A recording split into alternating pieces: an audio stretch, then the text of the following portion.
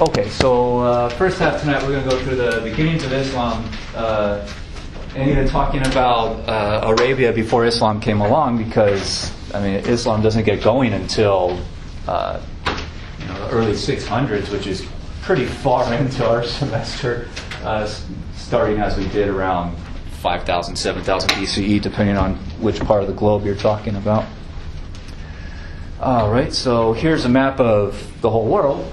Arabia is here. This peninsula is sticking down just east of Egypt and kind of west of India, west of Persia, southeast of Greece. Not a lot of people lived in Arabia in the ancient world for this major reason. Most of the peninsula itself is dominated by this gigantic desert called the Arabian Desert, which is one of the largest and most inhospitable deserts on the face of the earth. So it's difficult for people to live in that area even today, across large parts of it at least, even with our modern technology of air conditioning and whatnot. So in the ancient world, it's virtually impossible for people, at least in large populations, to survive out there in the desert. There's a closer map of the peninsula, more of a kind of, climate map you could call it. So you can see most of it is desert in the center, but you get a decent amount of rainfall along the western edge of the peninsula, down into the corner, and across the southern edge. So those areas in the ancient world were much easier to inhabit, just because there's some amount of water to get to, and that land sometimes gets a little bit flooded with water, and the game theory idea kicks in. If the land gets water on a fairly consistent basis, the soil is regenerated, it's easy to grow food there, to grow crops. So they don't have to have every single one of their workers be a farmer. You can transition some of those workers into building high technology, and they make weapons and buildings and money and all kinds of kind of infrastructure that makes their societies powerful, and they tend to start building empires. But a lot of this is coming out of the fact that it just gets some decent amount of rainfall year in and year out, whereas the rest of the peninsula is extremely arid and extremely hot most of the time. So most of the populations that you'll see building up in the Arabian Peninsula are located along the edges of the peninsula, close to the ocean. And in the ancient world, especially down here in the corner of it, or in the southwestern corner of the peninsula. That became an important point, an important place in the ancient world, because there's a lot of traders moving around on boats and also across land, but largely on boats. A lot of traders come down from eastern Egypt down the Red Sea, trying to get to India, which is kind of out here off of this map to the east. So this southeastern corner was a naturally good spot for traders to stop and rest and resupply their ships before going out into the ocean to try to get to India. Does that make sense? So they take on fresh water, they take on food. Sometimes that stuff takes a couple days with these voyages. And if you have to put your boat into harbor for a couple days, that means that your crew has to eat somewhere. You often go into town and buy things from, say, local grocery store and whatnot. So their economies start to grow based on basically inter-civilizational trade. And that grows and grows to the point where these populations start to become fairly prosperous, because these traders are often coming through with lots of money to buy supplies.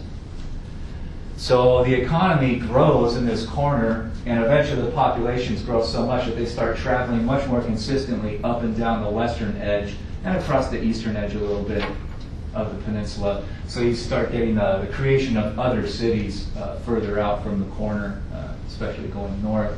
And Mecca will be one of these large cities that grows up, especially after year zero.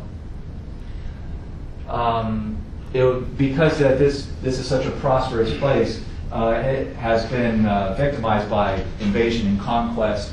So there's one empire on the African side of the Red Sea called the Aksum Empire, close to modern-day Ethiopia that actually invaded across the Red Sea and conquered certain of these city-states. The Egyptians got interested every once in a while. So there is intermittent warfare to determine who controls these places. But generally, the native Arabians are able to at least fight those off after a while and declare a revolution and get their autonomy back, their independence back. These are almost all city-states. There really aren't any gigantic empires. So each city competes with the others for resources and for trade and all kinds of different things. Let's see. Some questions about any of this so far? No? All right. Another thing about all these traders coming through these territories to these cities, a lot of the big business owners who, just like today, tend to be kind of the people who choose who runs the place, who is the mayor of the city or the governor of the state or whatever you want to call it. Just like today, I mean, big business owners have that power to determine who the government leadership is. And big business owners in this part of the world realize that their business prosperity, their profit, is based on their kind of cultural openness to travelers from really all over the region. That if those travelers don't really feel comfortable in that city, if they feel kind of oppressed or persecuted for any reason, that there's other cities for them to stop in. So a lot of the leaders of these cities are very motivated to keep their city open to different religious interpretations, different cultures, to make outsiders feel welcome. Does that make sense? Because if the outsiders don't feel welcome, they'll go somewhere else. Is that clear? And religion has a lot to do with this. A lot of these cities become open religious places because you get still a little bit of this today, but especially in the ancient world, travel across long distances is extremely dangerous, especially if you're traveling through with a lot of money. And if you ever drive up to San Francisco or something and you take some cash with you, do you tell everyone along the way that you have a bunch of cash with you? No, why not? Yeah, you'll get killed for it. So it can be dangerous to travel through with boatloads of money because there's pirates and bandits and whatnot out there, and they'll steal it and kill you for it. So it's inherently dangerous to do this kind of travel. So the result of that is a lot of travelers, whenever they stop, they like to go to the shrines and buildings that their religion participates in, and they go to a statue, or they light a candle, or they do something to ask whatever deities they believe in for safe travel, to help them, to protect them. Does that make sense? Because they're worried, and they should be. It's a dangerous world. And the city leaders realized very quickly that if you start shutting down a lot of different temples, if your city gets really religiously conservative and doesn't want any other religious ideas in the city, and you start persecuting and clamping down on outside religions, then those travelers won't feel welcome, and they'll go somewhere else. So it's like an economic necessity that these cities are open to all kinds of religious viewpoints and interpretations. Does that make sense? And the business owners know it. And it's no mystery to them. They know where their profit comes from. Just like business owners today. I mean, they study it. That's what they do. If you guys ever know anyone who owns their own business, and it's what they do almost all the time. They become almost obsessed with it. Or am I speaking a foreign language? Does that make sense to you? Yeah. Okay. So that's why I want to get across with this map. So, questions about any of that at all? That's all clear? Yes. Okay. All right. So that's a kind of quick background of the political, religious, social, economic state of circumstances of Arabia by the time Muhammad comes along in the 500s. A little better.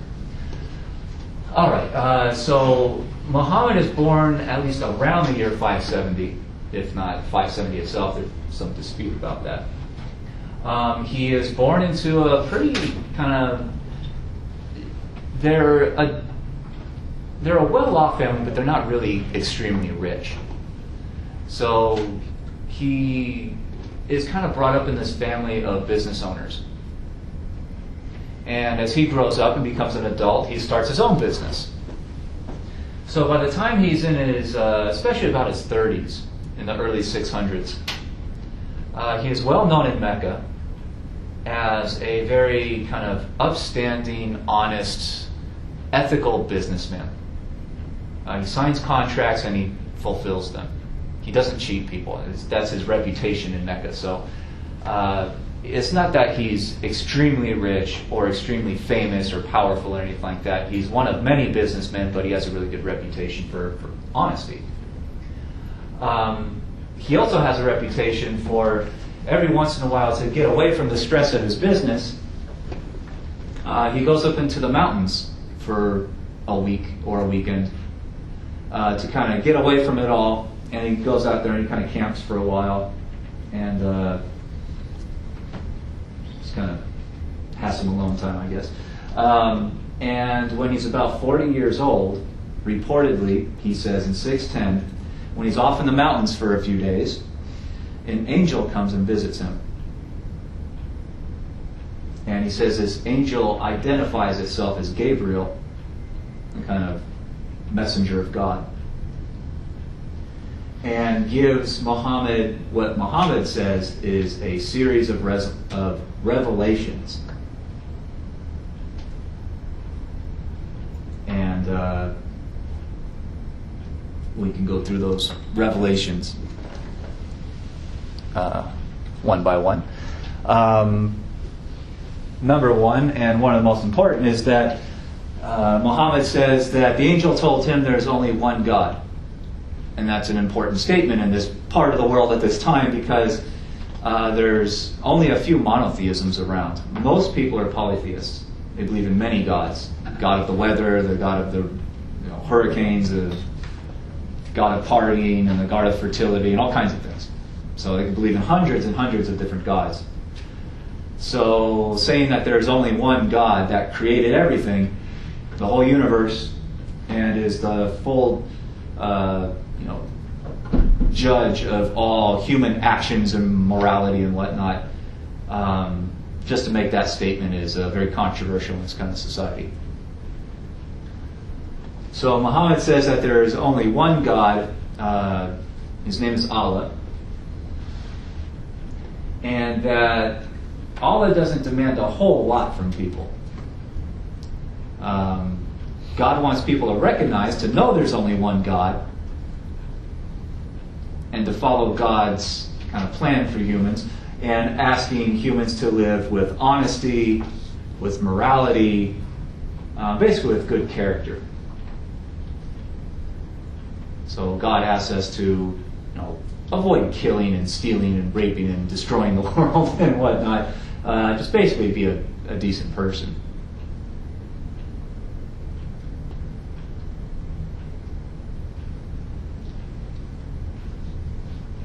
And when you die, God judges you for your moral actions. And if you're not moral enough, you're not led into the kind of heavenly afterlife scenario. You're sent somewhere else. So Allah is also the judge of all people. And that there would be a last day, a final judgment, where Allah would judge all people all at once.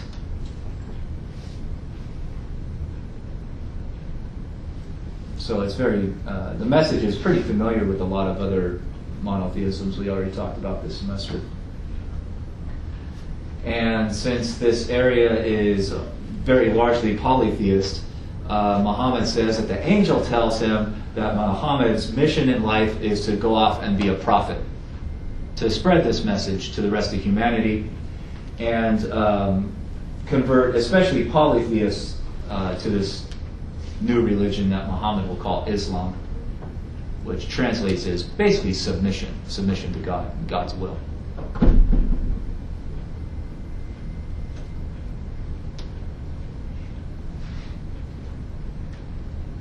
So, questions about any of those?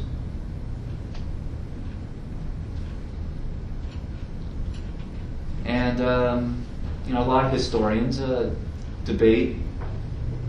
Muhammad seems to have very much believed that he had this experience and that all this is very real. But because a lot of this message is already so similar to other monotheisms, which are already around in this part of the world, I mean, there are Jewish people living there, there are Zoroastrians living there. So monotheism has a following in certain parts of these societies, but it's not a majority of society by any means.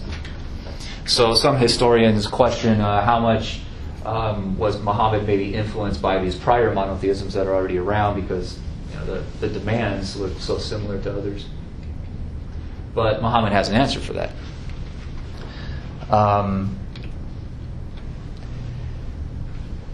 He eventually compares Islam to especially Judaism and Christianity, because the stories, the demands, the basic idea look so similar. When Muhammad starts talking about this with other people and goes public with it a few years later, starts preaching publicly, a lot of people ask him, well, what's the difference between this new one and the old ones? Because it all looks so similar, at least on the face of it. Muhammad's answer is that basically those other religions were led by other prophets sent from the same God. It's all the one creator God. It's just been called different things, different names. But it's all the same deity. And those previous monotheisms were basically like rough drafts. God sent a prophet with Abraham with this message, and Abraham got Judaism going. And Muhammad will eventually say that Moses himself was a prophet too, that he had God's message. And Zarathustra and Jesus. He recognizes Jesus as one of God's prophets. And Muhammad just says that this is the newest message from God. Muhammad never says that he's the son of God or related to God or anything. He just says, I'm just a messenger. I didn't come up with the message. I was just given the mission of saying it, telling it to people. So he says that this new updated message is necessary because the earlier prophets, their message was incomplete. It wasn't finished yet. And that after they spread their message, then kind of politicians started taking control of it, and they warped the message for their own political ends, their own desires, to build kingdoms or get into power or do whatever those politicians wanted to do. They garbled the religious kind of purity, the core of it. Does it make sense? That must be a really rare picture, because you can see Muhammad's face. Yep. And I think all the other ones I have on the slideshow is covered. Well, it should be a majority of the pictures in the world, because they don't believe in depicting Muhammad. Yep. But Muhammad says that the message got garbled, but then you throw in the fact that these messages got translated in so many different languages that the meaning kind of got lost or got muddied. So Muhammad says that God has sent a new prophet, and he is this prophet, he is the messenger, and it's an updated message, and this is the final time. Muhammad says clearly, repeatedly, that he is the final prophet, the last of God's messengers. There won't be another one. So this is like last chance. Does that make sense? All right. And that's going to become, extremely important for a long, long, long time. So that's how this theory is kind of relating to the other major monotheisms of that neighborhood at that time. Muhammad does not want this last message to get garbled or mistranslated or anything. And Muhammad says, and many agree, that one of the big reasons that a lot of those previous messages got messed up is that they didn't get written down for a long time, sometimes for years and decades. So one thing Muhammad really wants to accomplish is to get this stuff written down word for word so that the words will never change. Because this is the last message, you better get it right. Does that make sense? So, as his following grows, he goes into a series of trances and basically kind of lays down on a couch, and he says that he is in direct contact with God at that point, or at least the angel. And Muhammad in trance says what the message is, and has several secretaries basically sitting around writing down every single word. So these are direct transcriptions of the message, and that they all get compiled into a book, and that becomes known as the Quran. So that's the religious holy book for Islam. The Quran has run into difficulties of interpretation because it is not organized according to the timeline of when he gave which transcription, which revelation. They're not organized according to like important ideas or themes. They're simply organized according to length. So the longest ones appear in the book first, and then they get shorter and shorter and shorter all the way to the end. So that creates a difficulty, and it's a long book, and sometimes different statements contradict one another. So which one are you supposed to go with? So that's where you get most Muslims believing that this is a religion built in peace and brotherhood and total equality of all people, and no one should ever harm anyone else. And you get a bunch of, or very few, extremely violent people who focus on only one little part that talks about justifiable violence. And you know where that leads to, right? So just like other religious books, people cite different parts of the thing, and they both believe that they're absolutely right. And over the years, they'll fight over it. Does it make sense? Oh, okay. And it's written in Arabic, and that helps to kind of solidify this language for Arabia as a kind of, maybe think of it as like a national language.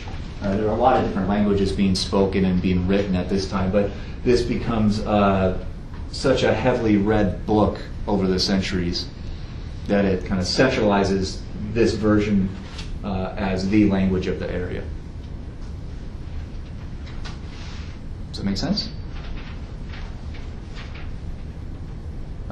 Questions about the Quran at all? Nope. Moving on. Okay, so that's the basis of in the beginning, at least. Remember, he receives the first revelations from the angel in 610. He appears to be very nervous about this, though, because he's living in Mecca, which is like one of these international cities, basically, where you have all these different movements and religions, and the political leaders and the business elite of the area really want to keep it that way. Whereas his kind of self-proclaimed mission given him from God tells him to go out and convert people as much as possible. So So he struggles with this because if he starts doing that, he's going to run into problems with people running the city. Does that make sense? So he seems to mostly talk to his very close friends and family about this for years before really going public in a big way. He's conflicted. So it's not until 613 that he goes fully public and starts preaching this message out to the masses, out in public squares, trying to gain as many converts, especially from polytheists, to build this growing religion. And just as he thought might happen, the political and economic elites, the rich and powerful of Mecca, don't like that he's doing this. They worry about it, and they seem to consider whether or not to throw him in jail or kick him out of the city entirely. Their eventual tactic seems to be, at least in his interpretation, that they offer to bribe him to shut up. He reports that the city leaders offered him basically a seat at the city council, which would guarantee, probably through government contracts and bribery and whatnot, that he would become a very wealthy individual if he just shuts up about the message and lets things proceed as they always have been. Just basically ditches the religious movement. And he reports that he views that as a bribe completely, and he refuses to give in. He views that as a selling out of his God-given mission. So after a lot of acrimony, he and his very many followers, I mean in the thousands by this point, leave Mecca and they travel to the next northern big city called Medina.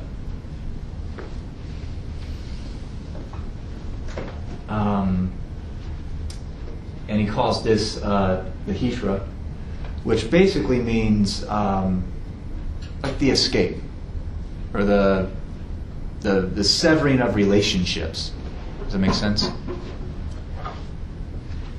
Because he feels that himself, as an individual and his group, are becoming persecuted in Mecca, and it's becoming too dangerous for them.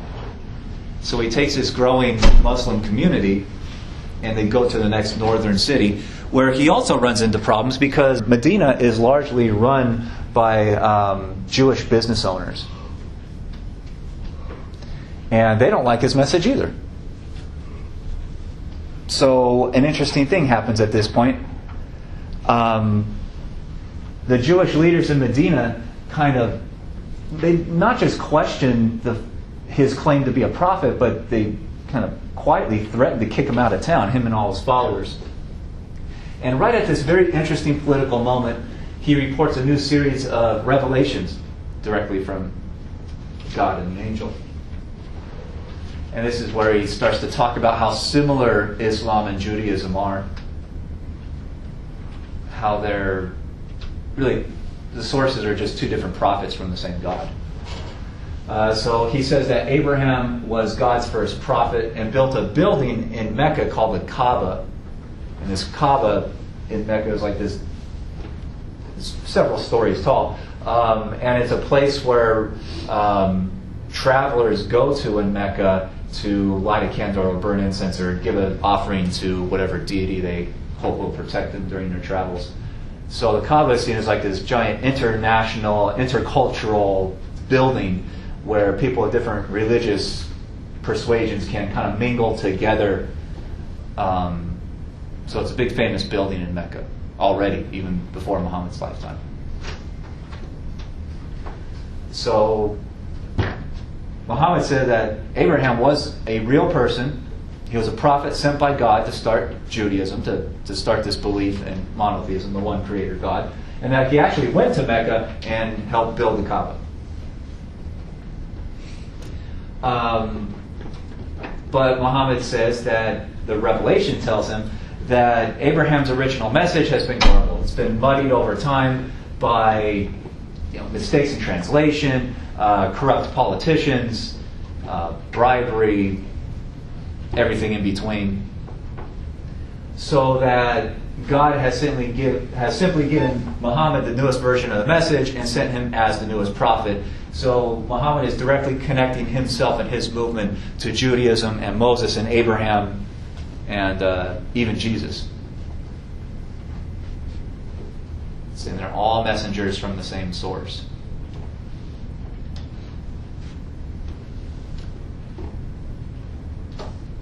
And just like Christianity had broken off and become a fully separate religion from Judaism, Muhammad simply says that this new message is building a new movement. The new movement is called Islam. What was Kaaba again? Is that? It's a building in Mecca. Yep. In Hijrah, is that when you moved from Mecca to Medina? Well, the Kaaba is already there in Mecca. It's been there a long time. And at this point, Muhammad's big message here is that that building back there that's been there a long time that we all know about, Abraham built that. And God is telling me that Abraham built that.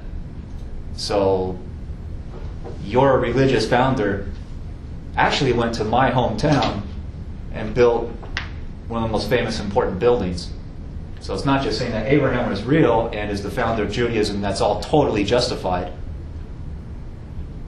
But he's connected to Mecca in an important way. Does that make sense? And he's connected to all these other religious movements in an important way.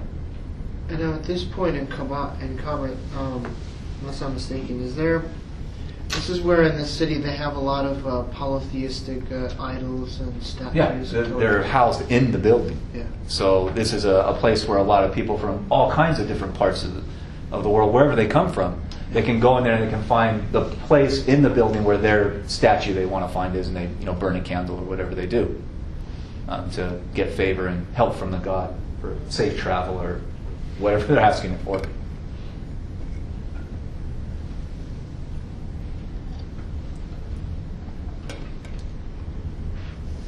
All right, so but he's kind of merging his history and Jewish history together, and he's saying basically, we're all the same. There's no reason we should be fighting. It's all the same message. Does it make sense? Other questions about this point? But it's a very interesting moment for him to be saying this stuff, because right when they get there, they're kind of threatened with being evicted.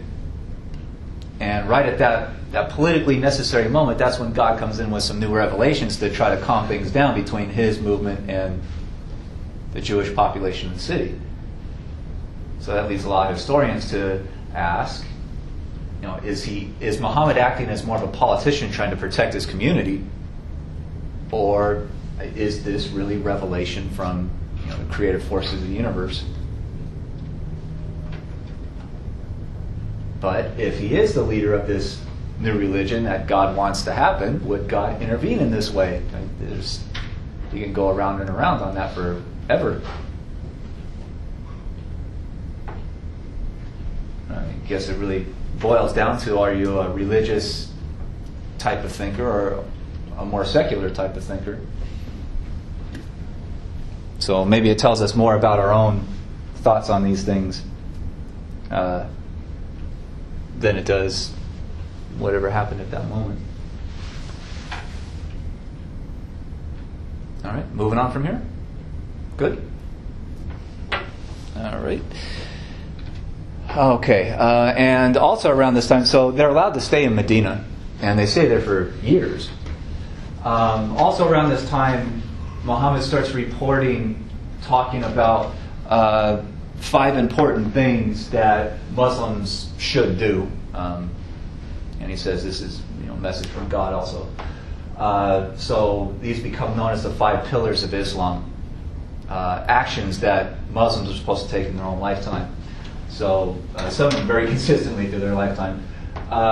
The first one is basically bearing witness, saying there is no God but Allah and Muhammad is his messenger. Fairly simple sentence. But the connotations of that sentence could be revolutionary for people. especially people who grow up in a polytheistic household or society.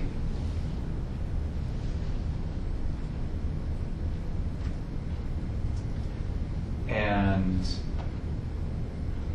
virtually every time you pray in this religion, those are the first words. And they're often repeated.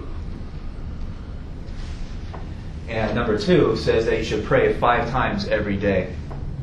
And that has since been broken down to exactly kind of what part of the day you should be praying. And Muhammad says that you should be praying toward the Kaaba, which is interesting.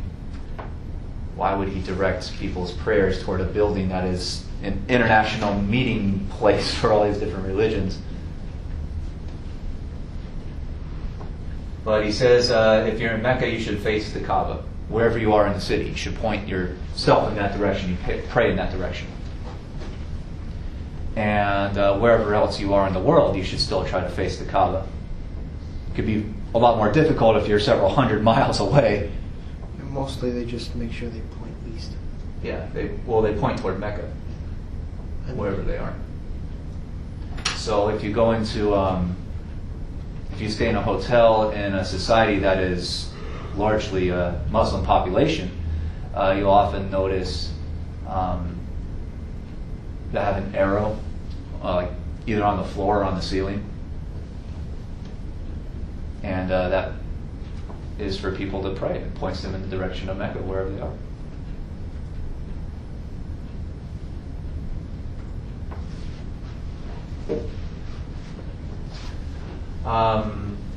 The third one, zakat, is basically giving alms to the poor, giving donations to the poor. And eventually the statement is you should be doing that about once a week or so at least. So it's seen as if you can afford it. I mean, if you're poor yourself, that's not really going to work. But if you have extra money that you don't need, or extra whatever resources, a little bit of food or something, clothing, give that to the poor to help them live. The people who are desperate and need help. And it said that it helps you, reject luxury in your own life and focus on helping others, do good for the society.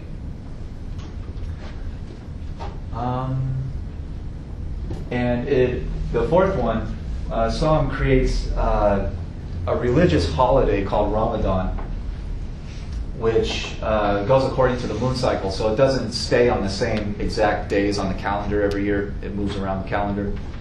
And during Ramadan, well, it's a series of days, you're supposed to abstain from eating food or sex during daylight hours. And a lot of places extend the abstaining from sex even into night also. But during Ramadan, at first they didn't even want you drinking water, but they calmed down on that one because it gets really, really hot and dry in this part of the world. And you could be talking up to 140 degrees outside. So it's tough to create any kind of rule where you can't drink water during the daytime because a lot of people won't survive. But during Ramadan, they're not supposed to be eating or drinking anything but water during daylight. So often you'll see families or groups of people having feasts just before dawn and right after sunset. And this is all about the idea of self-control. It's not so much that you should be punished for doing that stuff, but as an adult, you should be able to control your kind of animal urges to the point where you are in control and not so much like natural demands. Does that make sense?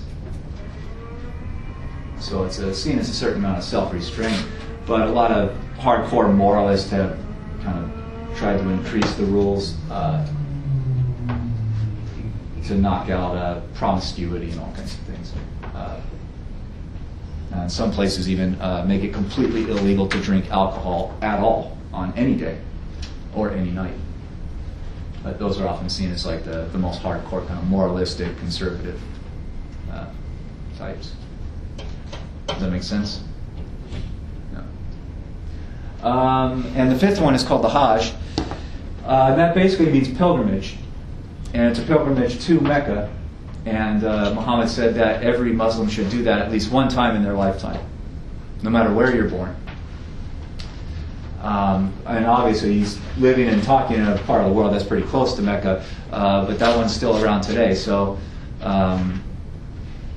Mecca is one of the giant travel destinations of humanity today. And the country that controls Mecca even offers low-cost flights and sometimes even free flights for poor people, poor Muslims throughout the world to fly into the city for free because it's their religious obligation. And that government today is fairly wealthy, so they can afford it. But they built up giant hotel complexes all around Mecca, and especially around the Kaaba. You're supposed to go to the Kaaba once they get to Mecca.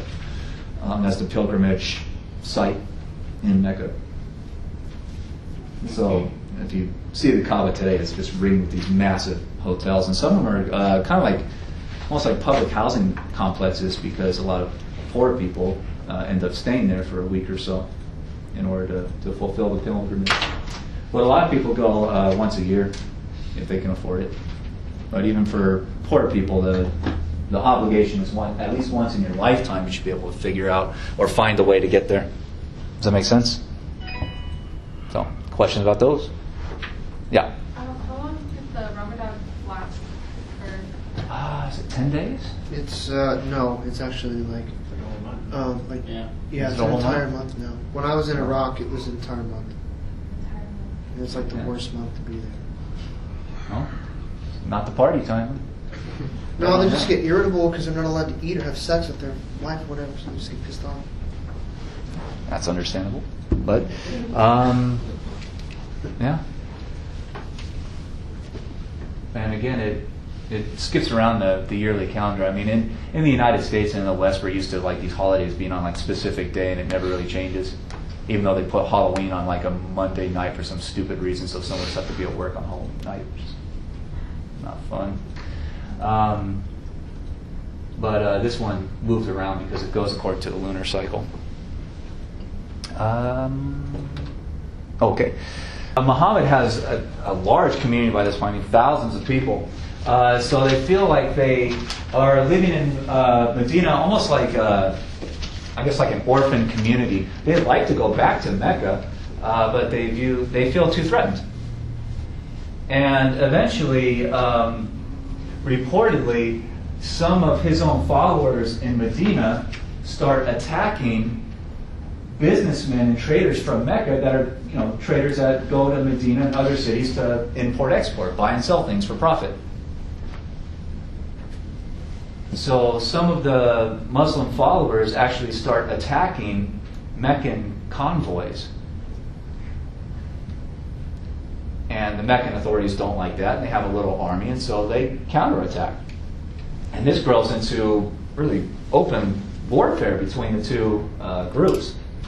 So there's a lot of fighting and bloodshed between Mecca and Medina, and particularly around Medina, for several years. So it's a kind of open warfare. But doesn't that contradict Muhammad's? Say- Doesn't that contradict his law, or whatever you want to call it? Well, that's one of the great debates amongst the scholars and amongst people who aren't exactly scholars, who seem to look for an excuse to commit these kinds of violent acts. A lot of them say, well, Muhammad sanctioned this stuff. And there's other reports of him trying to motivate fighters to go out and do this. So he's not, according to some reports, he's not just looking the other way and pretending like it's not going on. He's talking about how good it is that they do this stuff.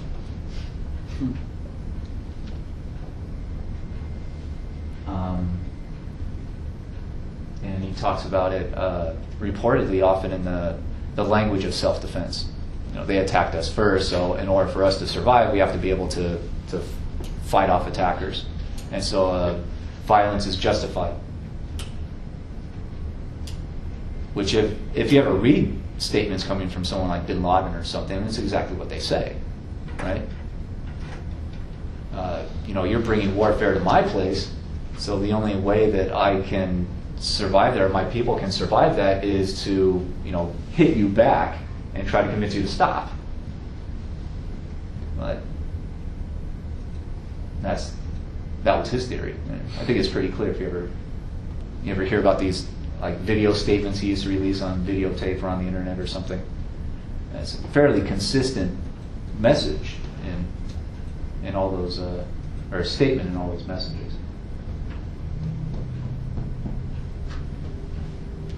You guys never heard of these things? Yes. Yeah, you should read that stuff. It's always very valuable to read statements from the people that have been declared like your nation's enemy. Because if you don't read and think from their perspective about why this is going on, then you can very often just be kind of a cheerleader for what your government wants to do. And it's just part of scholarship. It's part of being an analytical thinker, individual thinker, independent thinker. Okay, but there's many different interpretations of Muhammad's participation in this, or his overseeing of it, or his justifying of it, this warfare. And it does get, pretty extremely violent for a while. Reportedly, hundreds of people are killed and stuff. So it's not just a couple little battles or something. It's an ongoing problem. Muhammad eventually decides that the only way he can help end this conflict is for him to personally go back to Mecca and negotiate with the leaders of Mecca to try to end this. It's basically like a civil war. So Muhammad goes to Mecca in 628, and Muhammad calls this the first official Hajj. This is his pilgrimage back to Mecca to seek peace and brotherhood again. And so that often goes into the message to Muslims all over the world that when you go to Mecca today, you're following in his footsteps, trying to achieve peace and equality and brotherhood. Trying to follow his example.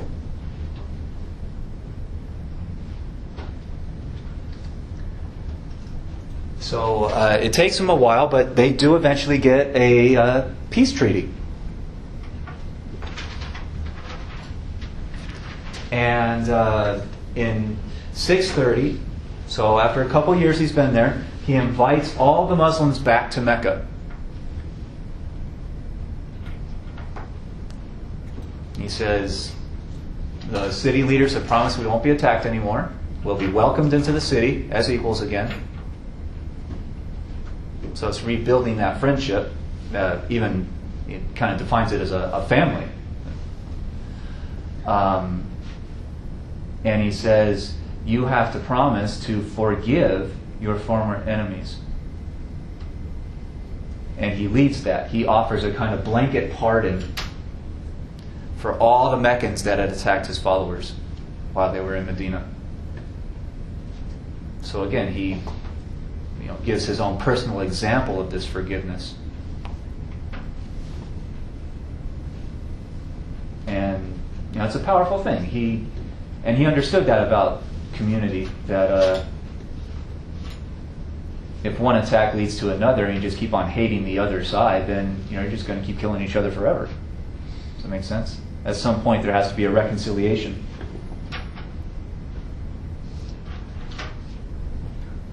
And he's getting to be fairly old. He's in his 60s or so by now, and that he dies just a couple years later after giving a last sermon where he called on all people to work together for peace and brotherhood. So the overwhelming amount of his message, or the things he said, was based in peace and equality and friendship and community. And Muslims all over the world recognize that. A vast majority of Muslims recognize that. And they often decry the few who want to focus on the violent acts as the method of accomplishing anything. Does that make sense? And you can hear that whenever there's any kind of war or attack or anything like that. Almost immediately the Muslim scholars and leaders of communities all over the world immediately condemn that kind of violence.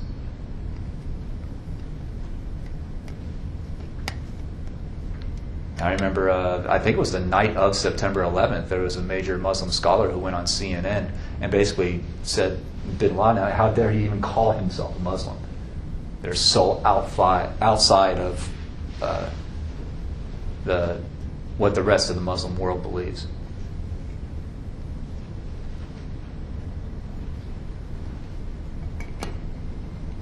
So questions about that at all?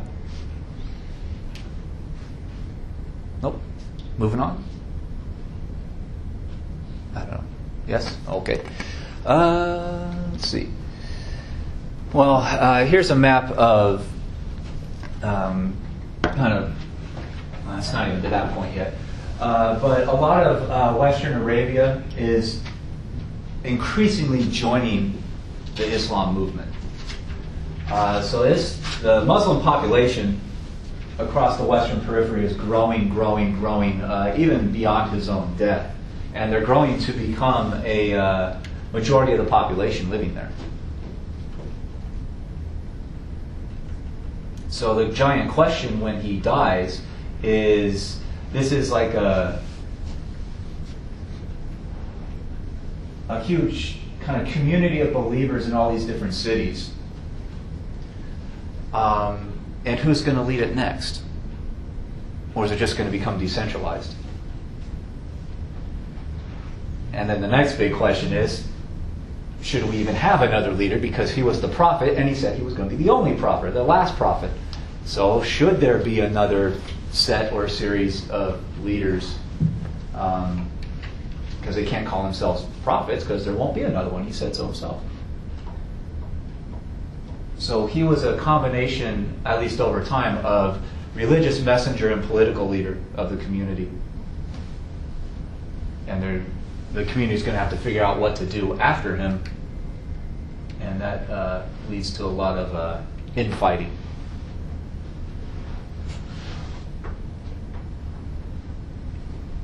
Okay.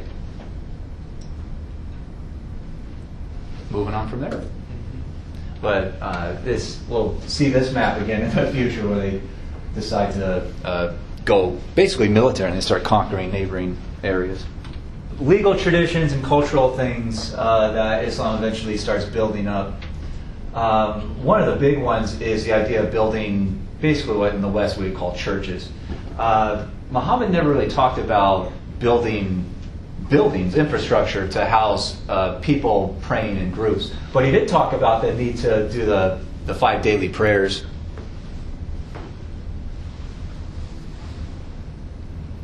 So this picture on the left is an image of the Kaaba, which is not to scale because the building is many stories taller than any person. But this is Muhammad on the right. In almost all imagery, you'll see his face covered up, either with some kind of like shroud, or a lot of times the face just isn't drawn in; it's kind of just whited out or blurred out. And a lot of times you also see him. Looks like he's on fire, but that is like God's power and God's message and God's inner light.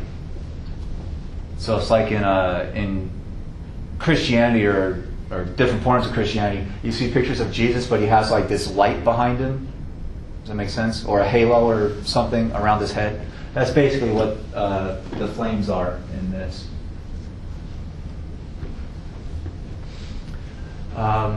But he never explicitly talked about building, giant public buildings for prayer. But they'll start doing that. Here's the Kaaba today. So these are individual people down here. So you can see that the building is several stories taller than any person. Or many stories taller. There's closer people down to it. And you can see like the hotels and whatnot in the background. So when they go on pilgrimage to Mecca, one of the big things is they have to walk around the Kaaba a certain amount of times. And this is what you're watching right here. I keep meaning to get a video of this to show you. And this thing is open 24 hours a day. There's so many people that go there today that you often need to get a guaranteed appointment because it would just get too filled up with people and they wouldn't be able to move anymore. So they try to kind of control the flow of people in and out of the area as best as they can. But I've seen video of it at 3 or 4 a.m. and it's still filled with people. I mean, not to this extent, but there's still many, many people going around it. What is the purpose of going around? It's to bring people together from different regions of the world, different like ethnicities and languages and whatnot, and get them together doing the same thing. It builds brotherhood, it builds equality. And when you enter the area, you're supposed to get rid of all of your kind of ethnic clothing or whatever you brought with you, and they give you these straight white garments usually. So that basically everyone's dressed the same, they look the same, they're all equal to each other. And rich people do this at the same time as poor people, so there's no pulling rank, there's no recognition of major human differences or anything. And this has a big effect on a lot of people. Probably the most famous person in the United States is Malcolm X. He was kind of black civil rights leader in New York in the 1950s in Harlem. And if you ever read his statements from the 50s and very early 60s, it was pretty blatantly racist stuff. He didn't think that blacks and whites could live together.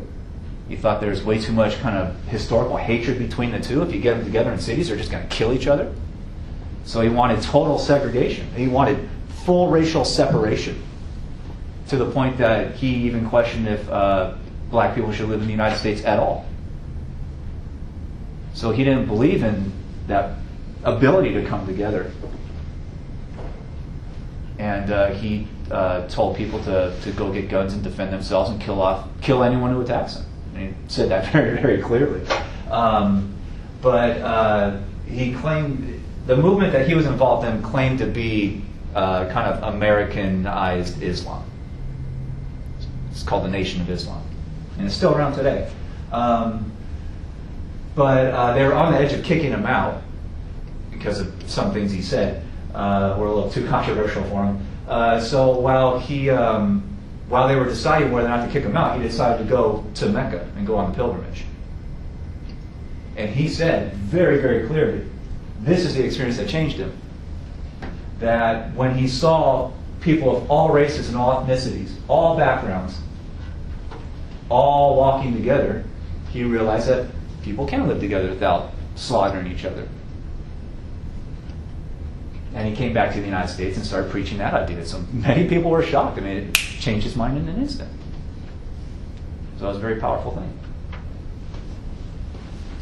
And I like Malcolm just for that reason. He was, how old was he? He was in his 30s at that point. And usually when people get to their 30s, I mean, their mind is pretty much made up on stuff, right? A lot of people don't really change their minds. And he did it a few times as an adult. And just the power to change your whole worldview. Right? That's a powerful thinker. That's a person who never stops analyzing, right? That's our goal in education, to get you to be such an independent thinker that you can't have the blanket pulled over your eyes anymore. Does that make sense? So that's why I like Malcolm. He's able to change his mind. He did it several times. And it's not just on little things. I mean, his whole view of humanity. It's pretty amazing. So he's probably one of the more famous instances in at least recent U.S. history. If you consider the 50s and 60s to be recent. No. Okay. But they do eventually get going on building what Westerners would call churches. In Islam, they call them mosques. They're basically buildings that are built, paid for by Muslim communities, often through donations. But they're built as public gathering spaces to pray and listen to preaching. And there's one right here in Fontana, up Sierra, right? Sierra and Merrill, is that right? Yes. Yeah. And it's a big one. And it hasn't been there that long. It's only been there 5 or 6 years or so. somewhere around there. And they welcome really anyone who wants to learn about the religion, anyone who wants to participate. If you go in there or go into any other mosque, it looks very different on the inside than what you might be used to with Christianity, because Christianity uses a lot of like imagery. I mean, they have imagery everywhere. They've got it in the ceiling, they've got it sometimes even in the floors, they've got it painted into the windows. You won't see that in mosques.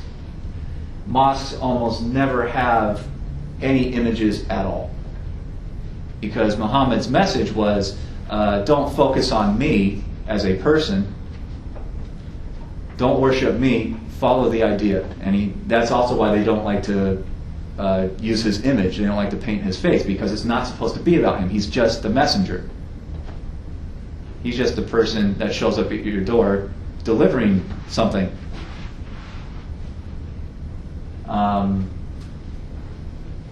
So you focus on the message instead in your relationship with God and what God wants you to do. So you won't see pictures of him. You won't see pictures of really anything. Really, the only kind of decorations you'll likely to ever see in a mosque is either quotes from the Quran written on the walls, or sometimes you'll see complex geometric images like above the door. But that's about it. Because they view imagery and that kind of stuff as a distraction from what you're supposed to be doing, which is contemplating humanity and God's message to you. Does that make sense? All right. They have built mosques. They'll eventually go out and spread Islam all over the place, sometimes by conquest. And like a lot of other conquering groups throughout history, sometimes they go and they build important government or religious buildings in places that were public in the place they conquered, in order to send a message that we have conquered this place. So there's nothing really new about that. And one of the most controversial places that during their imperial phase they go out and conquer, they destroy a Jewish religious shrine and they build a mosque on top of it. So this becomes known as the Dome of the Rock, because there's a dome and there's a rock underneath that is still a religious site for Jewish people today. And so this is a source of great outrage for a lot of Jewish people, because they say the mosque should be gotten rid of, we should tear it down because the rock was here first and was our shrine first. Why didn't they get rid of the mosque, Jewish people? Because it's still in areas that are under Muslim control. Oh, what's today or? Yeah. And the mosque itself is now a holy site for Muslims. So there's like this standoff that each side in the conflict want that space for themselves and get rid of the other thing. But to get rid of the other thing would outrage the other side so much that they'd probably start some kind of war or something. So every once in a while, when this particular government wants to kind of piss off the state of Israel or Jews around the world or something, they start restricting access for Jews to get into the building to get to the rock. And you see that in the news every couple of years or so, and sometimes that leads to war, and sometimes thousands of people are killed. Is this in Palestine or? It's along the coastline. Hmm. Yeah. I can't remember exactly. Well, using the term Palestine is controversial today because it's officially not a country, because Israel was built in a place that used to be Palestine. So the land that was Palestine is now mostly Israel. And people who support Israel being there don't like to talk about Palestine ever having been there, because they wiped it out to replace it. So even using those labels angers people, and even people right here on this campus. So I haven't heard one of those arguments at a faculty party once. It's crazy, yeah. Good thing we're in America. Well, the United States has its own places like this. United States government, and even going all the way back to the colonies, they went out and conquered native areas and eradicated native populations and built stuff on top of them and tried to erase the memory of it. Yeah, but I mean, for me to be able to use that term, you know, Palestine or Jerusalem, what do you want to call it? Yeah. But, and there's been accusations that Muslims do this in the United States now, that they're like building mosques in important places to try to lay claim to that they have conquered the United States. So I think it's fairly paranoid personally, because, I mean, number one, the United States hasn't been conquered. So I'm not too worried about them building some buildings somewhere. But the most controversial one was near, in Manhattan, near where the Twin Towers were. So there was one group that wanted to turn an old building into a Muslim community center. And some people started calling it the Ground Zero Mosque. I remember that. Yeah, so that was 5 or 6 years ago, somewhere back there. What- Which was interesting because it wasn't at Ground Zero. It was up the street in actually an old retail building. An old, what was it, an old Target or something. And it wasn't intended to be a mosque. It was just a community center. So I don't know. But there's a lot of what we call Islamophobia in the United States now. And I think even just a month ago, someone was set on fire in the middle of New York City in the middle of the day because they were wearing a Muslim religious garb. And someone tried to set them on fire right there in the middle of the sidewalk. So there's a lot of kind of fear and hatred floating around out there. So the United States is not immune to this stuff, even though we're far away from, say, the Dome of the Rock geographically. Does that make sense? Yeah. Okay. Another one that a lot of Americans hone in on this word without often understanding what the hell it means is Sharia. So you hear a lot of people talk about Sharia. Sharia is often described as a code of set law that can never be broken and that you'll be punished with, being executed or something in some horrible way. It's more of a social code. Some countries that have big Muslim populations, some have used the Sharia social obligations to be the basis of their law, but those countries are pretty few. There's not many of them, and they're usually really hardcore extremist-led governments.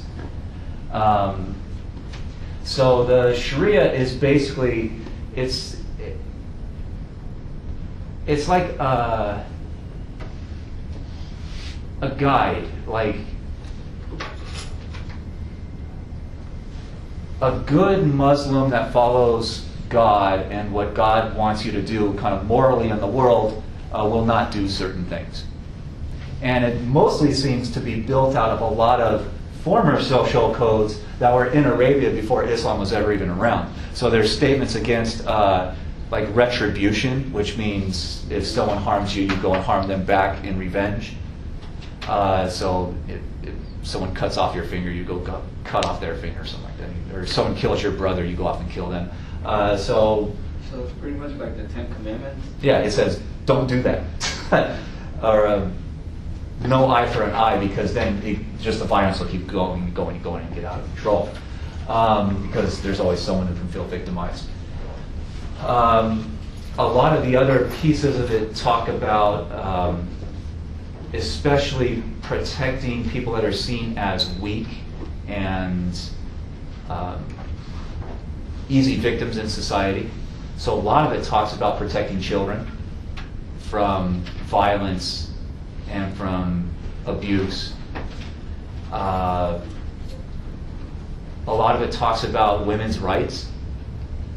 So the Sharia social code gives women the right to contraception whenever they want it, which virtually no other ancient government in the world at that time was talking about. Gives women the right to choose who they marry. Contraception, giving them a choice how many children they have. Women can inherit property. They can choose by themselves to get a divorce. So it's seen as protecting them.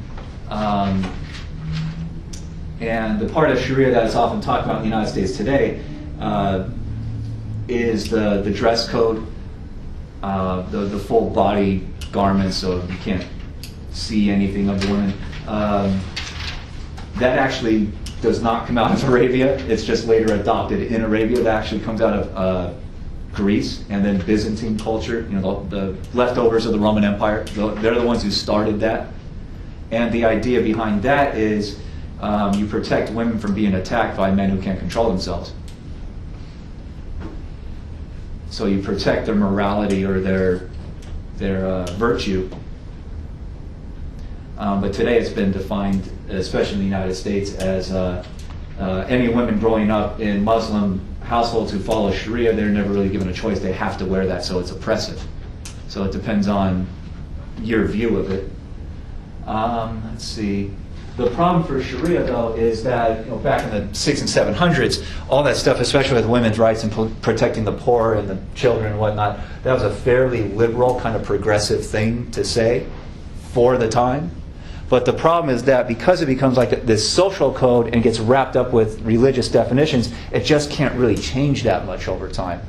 So a lot of it is very similar to what it was like in the 700s, in the 600s. While other parts of the world have kind of caught up to that idea of, say, women's rights and have gone beyond it. So it has remained fairly static and difficult to change. Does that make sense? So it was pretty kind of radical leftist stuff in the world for its time, but a lot of the world has caught up and become even more liberal than it. Does that make sense? But that's often one of the problems of culture. Other Islamic laws talk about especially tolerating monotheists. Muslims do generally not believe in attacking Jewish people because they're Jewish or Christians because they're Christian. They don't really care about that stuff because it's all a message coming from the same God. That's the theory. And Muhammad said that himself, and they're following his example. Most Islamic governments back then and today are extremely tolerant of monotheists. And even when Muslim groups start building an empire and conquering a bunch of this area, they will be extremely tolerant, much more tolerant than, say, Christianity in Europe is tolerant of other religions. Does that make sense? Yes. So who do Muslims, or at least Muslim governments, who do they generally not tend to tolerate? Polytheists. Yeah, polytheists, the people who believe in the many gods of nature and all kinds of stuff.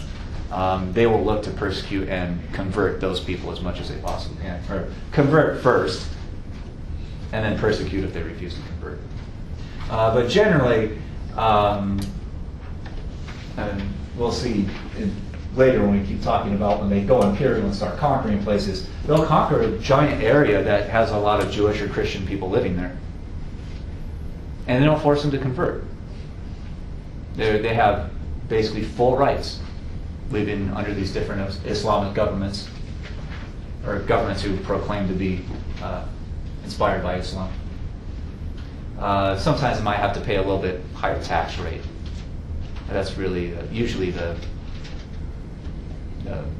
worst that they have to deal with. Sometimes they're kind of treated as a little bit culturally different, but they're not jailed, they're not executed, they're not tortured to death usually. The basic theory is, as long as these people are living underneath a government that is run according to Islamic beliefs, then as long as they're following the law, then they're following Islam, even if they're not Muslims themselves. Does that make sense? So they're good with other monotheists. They don't really mind them at all. For a long time at least. That'll change later as we get toward 1500s.